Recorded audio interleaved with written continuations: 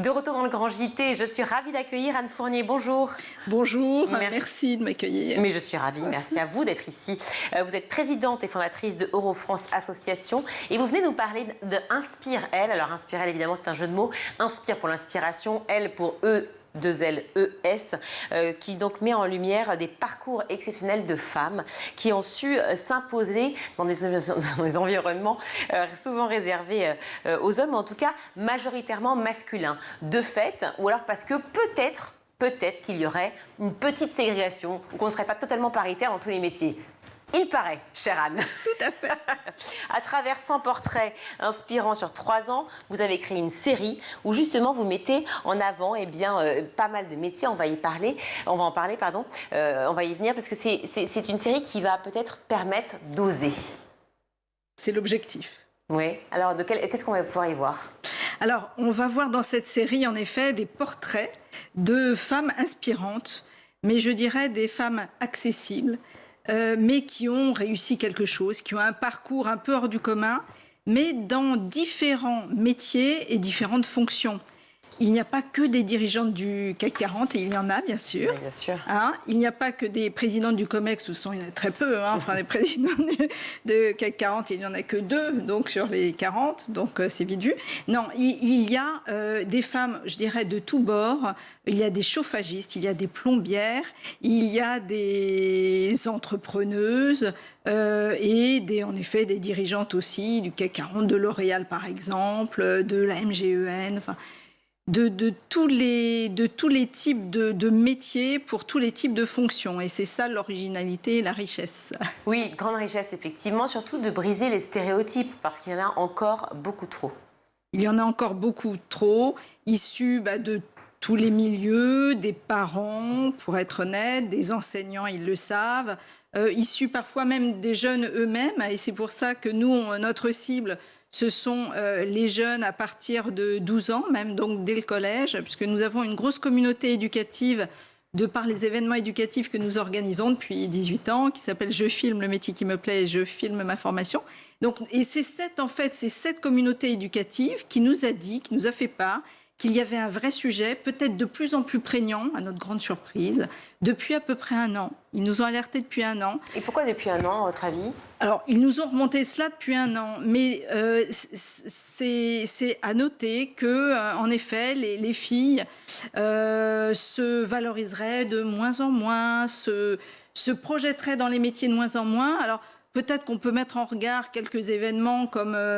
Par exemple, ce qu'on voit sur les réseaux sociaux aux États-Unis, c'est quand même étonnant. Il y a des... Oui, j'allais vous parler du conservatisme, effectivement, et bien absolument. L'avènement de Trump et de toutes les prises de parole et mesures absolument. Qui ont été dites, mais surtout cet élan conservateur qu'on a vu aux États-Unis, mais aussi dans beaucoup de pays du monde, et notamment en France, qui revient. Absolument.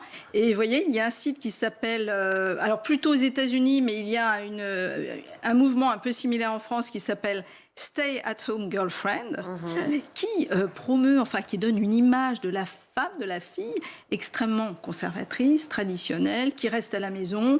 Et quand on dit traditionnel, d'ailleurs, c'est même pesant comme terme, parce que finalement, on aurait l'impression que ce serait une tradition de laisser, que ce serait finalement quelque part bien vu et bien pensant de le faire. C'est un retour en arrière, clairement.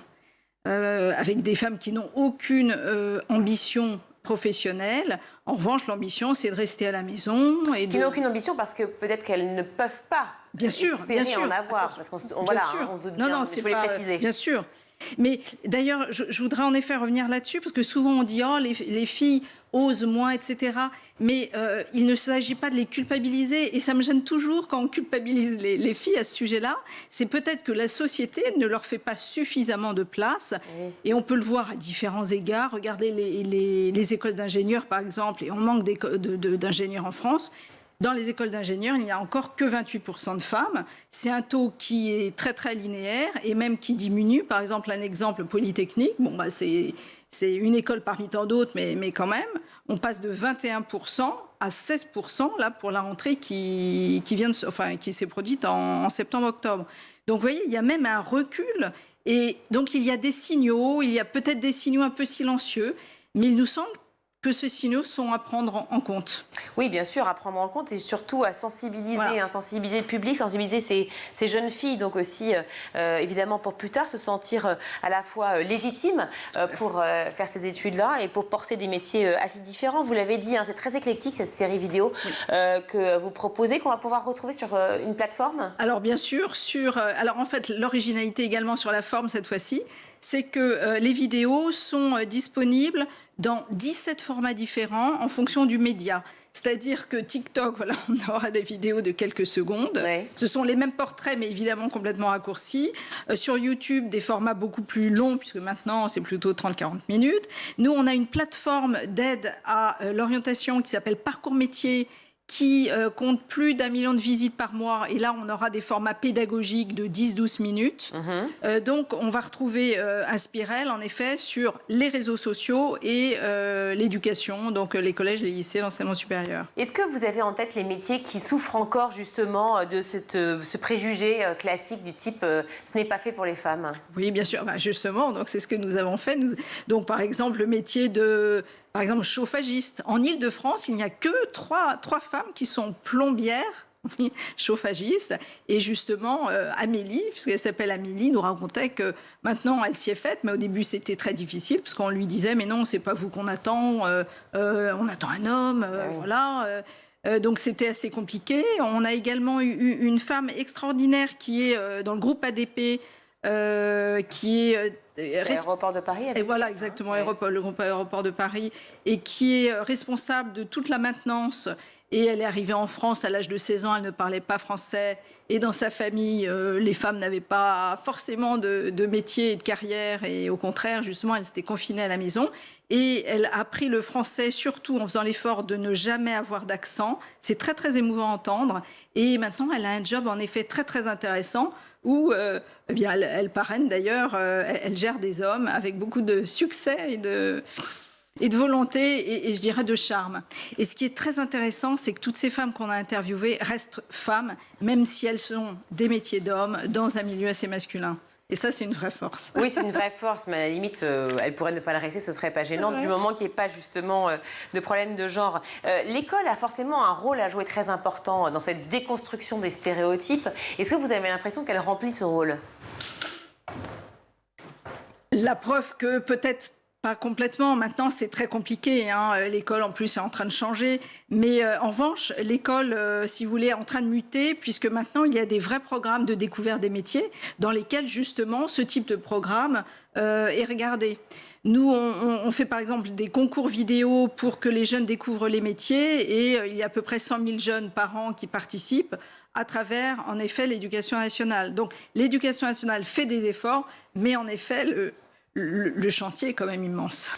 On pourrait peut-être rappeler, pour ceux qui l'ignorent ou pour qui c'est un peu abscon, l'idée que effectivement avoir une parité ou en tout cas faire venir des femmes dans un métier qui est trop masculin peut amener énormément de choses positives, en dehors du fait tout simplement de faire travailler les femmes et d'espérer une parité, peut amener des choses très positives pour la réussite tout simplement de la société. Oui, il y a même des études en ce sens. Il y a une étude assez connue, McKinsey, qui démontre qu'en effet, les entreprises dans lesquelles il y a beaucoup de femmes à des postes de direction et pas seulement, ces entreprises ont de meilleurs résultats financiers. Il y a eu des quotas qui ont été imposés avec la loi Rixain. Est-ce que ça a changé quelque chose ?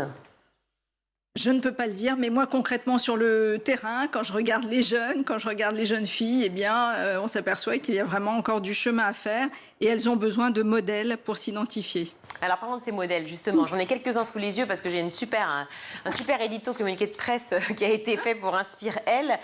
Briser les stéréotypes, on le sait, vous avez parlé de cette jeune fille Amélie qui est chauffagiste. J'imagine qu'il y en a plein d'autres. On pense à des métiers qui sont très masculins, mais il y a des métiers tout simplement où finalement les femmes se sentent peut-être moins attirées ou ont l'impression que c'est moins fait pour elles, parce que ça peut exister aussi cette idée-là. Vous parlez des femmes de l'ingénierie et des études comme Polytechnique ou autres, ou Centrale. Pourquoi peut-être les femmes se sentent soit moins faites pour cela ou moins appelées ? Il y a sans doute un phénomène d'autocensure et un phénomène de société qui fait que, en effet, les femmes sont moins appelées dans ces fonctions, dans ces métiers. Mais par exemple, vous voyez, j'ai une anecdote, mais une femme que nous avons interviewée, donc maintenant qui est directrice générale de L'Oréal, du groupe L'Oréal, Oui. elle nous disait qu'à l'âge de 31 ans, elle a dirigé une usine, donc à L'Oréal, une grande usine de shampoing, etc. Et quand elle a pris la direction de cette usine, eh bien, le jour même, le matin, il y avait en fait une grève de toutes les salariés qui disaient qu'ils refusaient de venir et de continuer à travailler parce qu'elle était une femme. Et ce qui est très intéressant, c'est que, oui. Quand même. C'est violent. C'est violent. Il y a 20 ans. Il y a 20 ans. Donc c'était clairement assumé. Ah, c'était clairement assumé. Oui, d'accord. C'est violent, hein. Ce qui est très, très intéressant, c'est que, et justement, c'est ce que nous voulons dans cette série, c'est qu'elle donne des clés. Elle nous dit comment elle a réagi, qu'est-ce qu'elle a répondu. Et voilà, donc c'est plutôt à elle de répondre, il faut regarder la vidéo, mais en gros, elle dit, écoutez, ces propos existent, je ne veux pas les entendre. Maintenant, je vous propose une chose, vous me laissez 6 mois et on se refait un point dans 6 mois. Et c'est très bien passé. C'est Barbara Lavernos, c'est ça? Barbara Lavernos. Exactement. On a parlé de Hélène Darroze aussi, parce que c'est la marraine de Inspirel. Hélène Darroze, grande chef de ZFE. On adore sa cuisine, sa passion, son audace aussi. Mais pour bien connaître les chefs aussi et la gastronomie, pour présenter des émissions aussi de gastronomie, on sait à quel point elles ont dû avoir des rôles pas faciles, des moments pas faciles pour s'imposer. Oui, oui, tout à fait. Alors, elle nous dit avec beaucoup de douceur que, néanmoins, elle était tellement passionnée qu'il est évident qu'elle a dû lutter, qu'elle a dû combattre, mais en fait, sa passion passait un peu au-dessus. Oui. Et elle nous dit, j'ai vécu des choses très, très difficiles, mais finalement, à la limite, je ne les ai pas toujours bien vues. C'est à la limite maintenant que je m'en aperçois. Oui, c'est ça, c'est un moment un peu de décalage comme ça. Des portraits, donc il y en a une centaine, hein, je l'ai dit. Il va y en avoir, là pour l'instant il y en a 8. Ouais. Il y en a 8, bon c'est déjà énorme. Amélie Colonna aussi, qui révolutionne la science aussi au féminin, pareil, c'est L'Oréal. Je vois Marie Haddad qui travaille donc pour ADP, vous l'avez cité.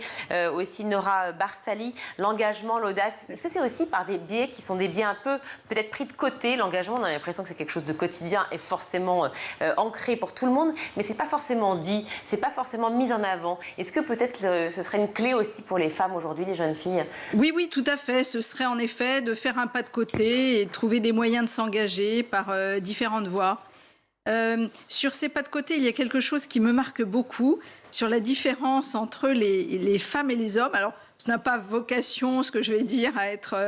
il n'y a pas d'études chiffrées à l'appui, mais ce qui me fascine vraiment dans tous ces portraits de femmes, parce qu'on ne les a pas encore toutes filmées, mais on les a toutes rencontrées, enfin on a rencontré beaucoup, c'est qu'elles assument incroyablement leurs échecs. Et ça, c'est quelque chose qu'on retrouve beaucoup moins chez les hommes. C'est-à-dire que vous discutez avec Hélène Darroze, avec Barbara, avec toutes ces femmes... Spontanément, elles vous parlent de leurs échecs, comment elles les ont vécus, comment elles les ont surmontés et ce que ça leur a apporté. Et on trouve ça nettement moins spontanément chez les hommes. Alors, si on va les chercher, bien sûr, on trouve ça.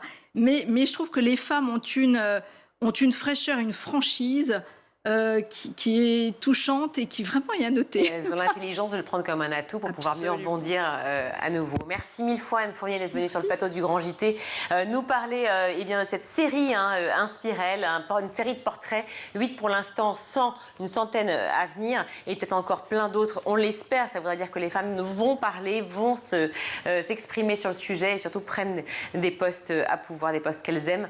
Merci à vous. Vous êtes également présidente et fondatrice de Eurofrance Association. Merci. Merci infiniment.